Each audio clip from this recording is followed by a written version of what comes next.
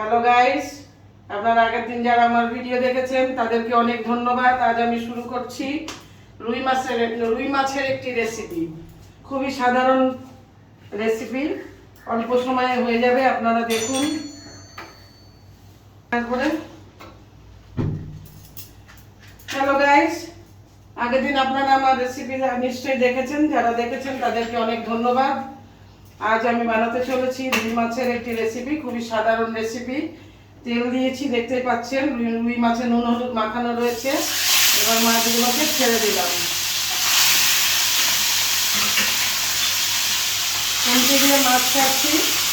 যারা রান্না জানেন না তাদের গায়ে যাতে তেল লাগে, এইভাবে ছাড়বেন, দেখবেন গায়ে তেল লাগবে না।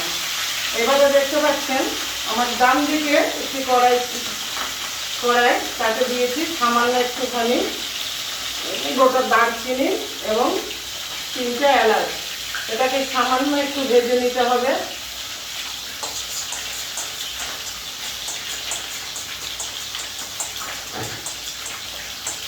গরম মশলা হালকা ভেজে নিলে গন্ধটা খুব সুন্দর হয়।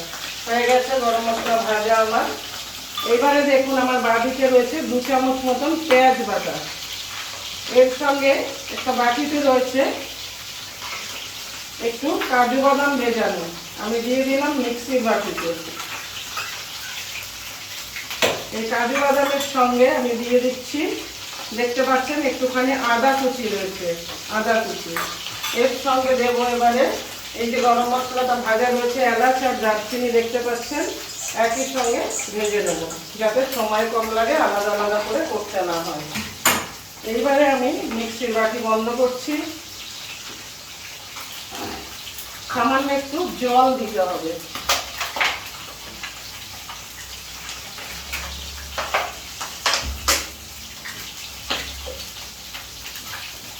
এবার আমি বসাচ্ছি আমার মিক্সি মেশিনে। আপনারা দেখতে পাচ্ছেন এটা ফিলিপসের মেশিন। এই মেশিনে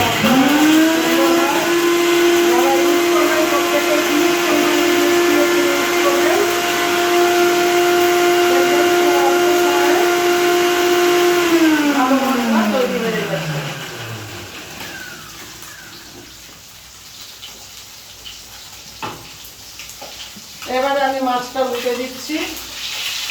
যে যেরকম ভাজা পছন্দ করেন সেরকম ভাজবেন। কেউ হালকা পছন্দ করেন, কেউ ডিপ ফ্রাই পছন্দ করেন, যেরকম পছন্দ করেন ঠিক সেরকম ভাজবেন।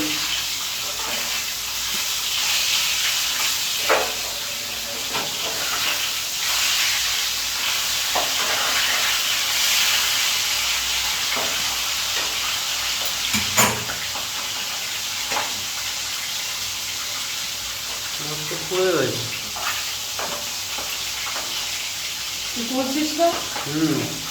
কিচ্ছু হবে না। তোকে টোল কাটতে কে বলেছে 5 সেকেন্ড?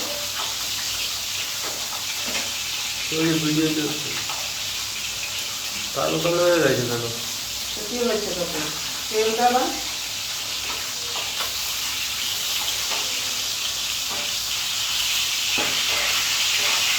বলো বলো, ওইদিন চলছে। আমার মাছ ভাজা হয়ে গেছে, দেখতেই পাচ্ছেন। মশলা করতে গিয়ে একটা সাইড একটু লাল হয়ে গেছে, কোনো অসুবিধা নেই।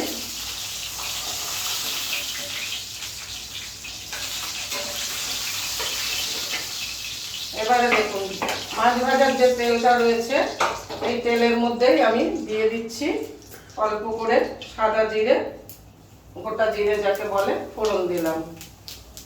এইবারে আগে থেকে আপনারা দেখতে পাচ্ছেন আমার বাঁদিকে 2 চামচ পেঁয়াজ বাটা রয়েছে।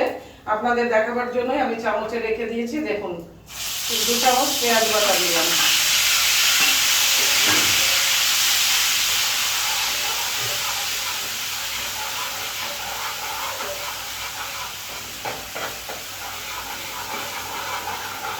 এবার এটাকে নাড়তে থাকুন যতক্ষণ না লাল রং হচ্ছে।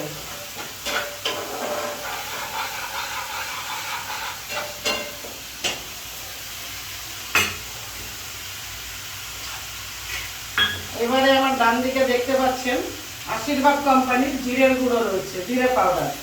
আমি ব্যবহার করছি আশীর্বাদ কোম্পানির জিরে পাউডার। এই চামচে 1 চামচ মতন জিরে পাউডার। আবার পাশে রয়েছে দেখুন আশীর্বাদ কোম্পানির হলুদ গুঁড়ো, টারমারিক পাউডার, এটা হাফ চামচ, যে যেরকম খান সেই অনুযায়ী। আমার ডান দিকে রয়েছে সানরাইজ কোম্পানির দেখুন লাল মির্চ পাউডার, এর রং অসাধারণ রং হয় এবং ঝালও যে যেরকম খান সেই পরিমাণ মতন ঝাল দেবেন। এর ঝাল এবং রং দুটোই অসাধারণ। ডান দিকে রয়েছে আমার দেখুন এটাও সানরাইজের শাহী গরম মশলা, এর স্বাদ এবং গন্ধ দুই অতুলনীয়। সব মশলা আমার রেডি হয়ে গেছে। এবার এই মশলার মধ্যে আমি দিয়ে দিলাম সামান্য পরিমাণ জল। আমার পেঁয়াজ ভাজা হয়ে গেছে। এবারে আমি যে কাজু বাদাম আর আদাটা বাটলাম এবং দারচিনি এবং এলাচ ভেজে একসাথে পেস্ট করে নিয়েছি, সেই পেস্টটা পেঁয়াজের মধ্যে ঢেলে দিলাম।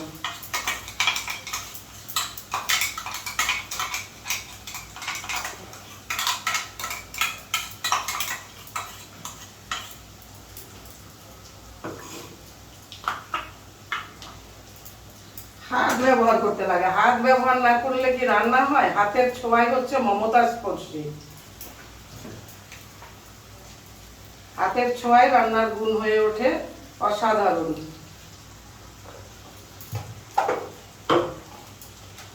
এবারে দেখুন একটু নাড়াচাড়া করে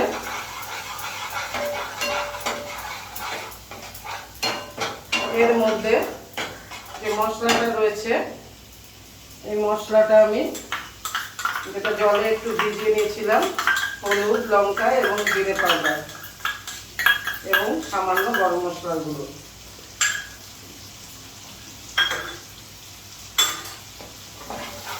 এটা নাড়াচাড়া করলাম।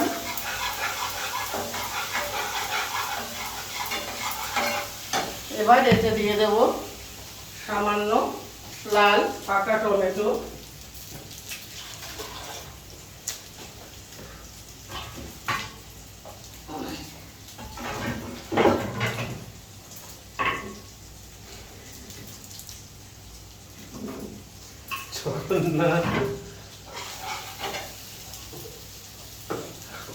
আবারও আমি চলে যাচ্ছি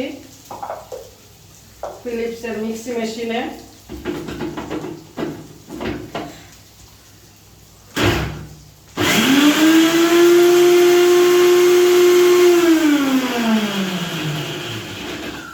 করে নিলাম টমেটো পেস্ট, দিয়ে দিলাম এই মশলার মধ্যে টমেটো পেস্ট।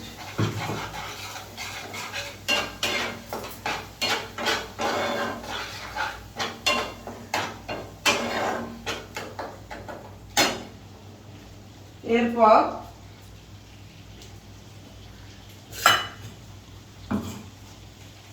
মাছ, মাত্র 4 পিস মাছ, তাই দই সেই বুঝেই দেবেন, যে যেরকম মাছের পরিমাণ নেবেন সেই অনুযায়ী দেবেন। আমি এখানে এই চামচের 2 চামচ মতন টক দই দিলাম। আমুল কোম্পানির দেখতে পাচ্ছেন মাস্তি টক দই।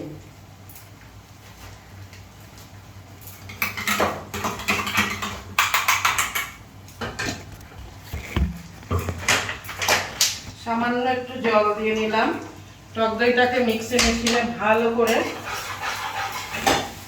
ঘুরিয়ে নেবেন, তাতে দানা থাকে না।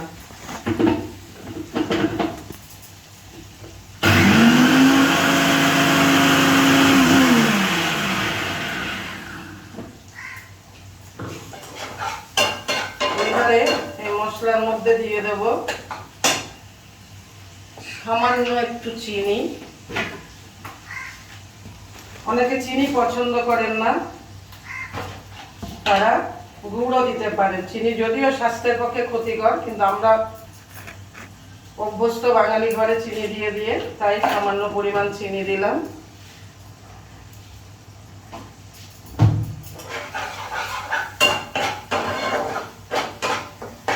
এবার দিয়ে দেব পরিমাণ মতন নুন। আগের দিনই বলেছি আমার হাতই যথেষ্ট, আমার চামচ লাগে না, আপনারা আপনাদের আন্দাজ বুঝে নুন দিয়ে দেবেন। তাও এটা যে চামচে আমি মশলা দিয়েছি দেখেছেন, ওই চামচের হাফ চামচ নুন।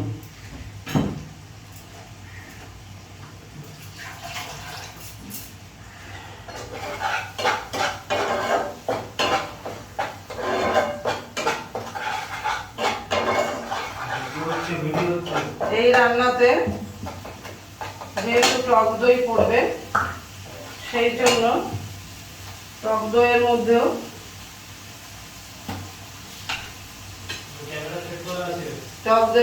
পড়বে একটু চিনি। যে যেরকম খান, কেউ টক বেশি পছন্দ করেন, কেউ মিষ্টি পছন্দ করেন, যে যেরকম পছন্দ করেন সেই আন্দাজে দইয়ের সঙ্গে একটু চিনি মিশিয়ে দেবেন।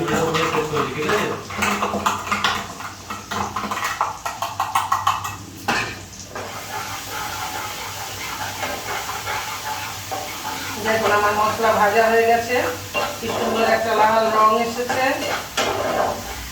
যদি কেউ আলু পছন্দ করেন, অনেকে আছে মাছে আলু ছাড়া খেতে পারেন না, তারা এর মধ্যে আলু ভেজেও দিতে পারেন।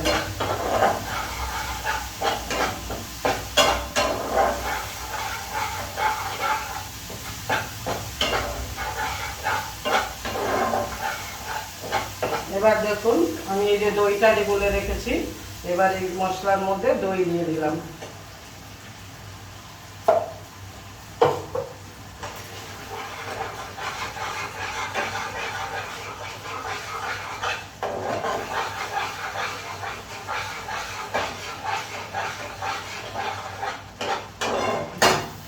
এবার এক এক করে দিয়ে দেবো আগে থেকে ভেজে রাখা রুই মাছের পিস। যে কোনো পিস দিয়ে এটা বানাতে পারেন, তবে পেটির পিসেই বেশি খেতে ভালো হয়। যারা পেটির পিস পছন্দ করেন না, তারা দিয়ে দেবেন এই যে কোনো পিস।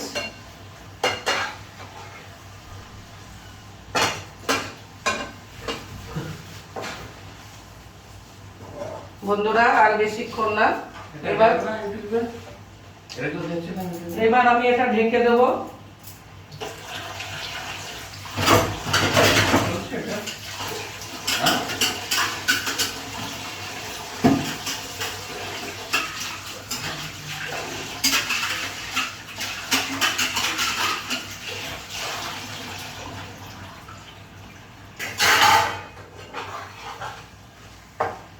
যে যেরকম গ্রেভি পছন্দ করেন সেই অনুযায়ী গ্রেভি রাখবেন। কেউ ইচ্ছা করলে সামান্য পরিমাণ জল দিতে পারেন, খুব সামান্য। এবার এটা আমি ঢেকে দিলাম। এবার দেখুন, যদি দেখা যায় যে গ্রেভি কম হয়ে যাচ্ছে বা ঝোল কম হয়ে যাচ্ছে, এর উপরে একটু জল দিয়ে রাখবেন। ঠান্ডা জল মাছে দিলে পরে টেস্ট নষ্ট হয়ে যাবে, তাই জল দিয়ে রাখলাম।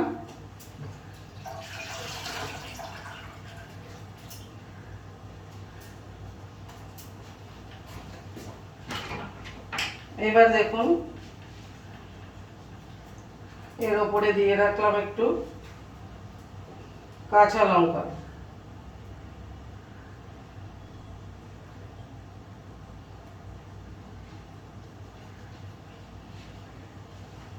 আর সামান্য সময় বন্ধুরা আমার মাছ হয়ে এসেছে।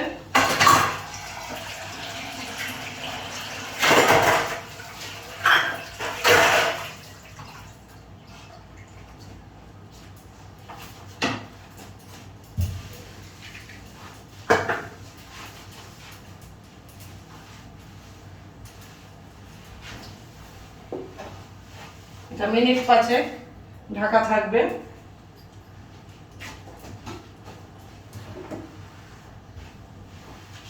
এখন বাস করে দেবো। এদিকে চাটনি করে দিই, ওটা দেখি।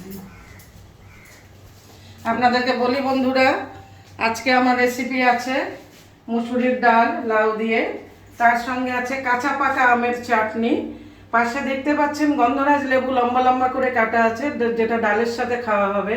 আর বাঁদিকে দেখতে পাচ্ছেন বড় একটা ভাতের হাঁড়ি। আমরা বাঙালি মানুষ একটু ভাত খাই বেশি। এর মধ্যে আছে আলু সিদ্ধ এবং ডিম সিদ্ধ, যাতে গ্যাস কম লাগে একবারে দিয়ে দিয়েছি। এই ডিম আর আলু সিদ্ধ পেঁয়াজ দিয়ে মাখা হবে ডালের সঙ্গে খাবার জন্য। তার সঙ্গে আছে ডান দিকে দেখুন একটি লঙ্কার আচার। এই গরমের মধ্যে মুখে অরুচি হয়, তাই এই আচার দিয়ে খেতে খুবই অসাধারণ লাগবে।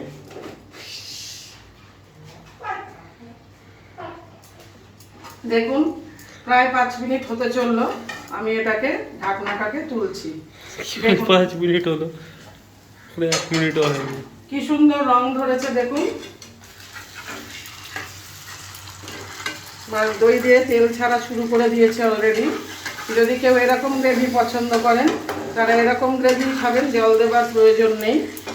এর মধ্যে দিয়ে দিলাম একটু কাঁচা পাকা লঙ্কা, কি অসাধারণ দেখতে লাগবে দেখুন।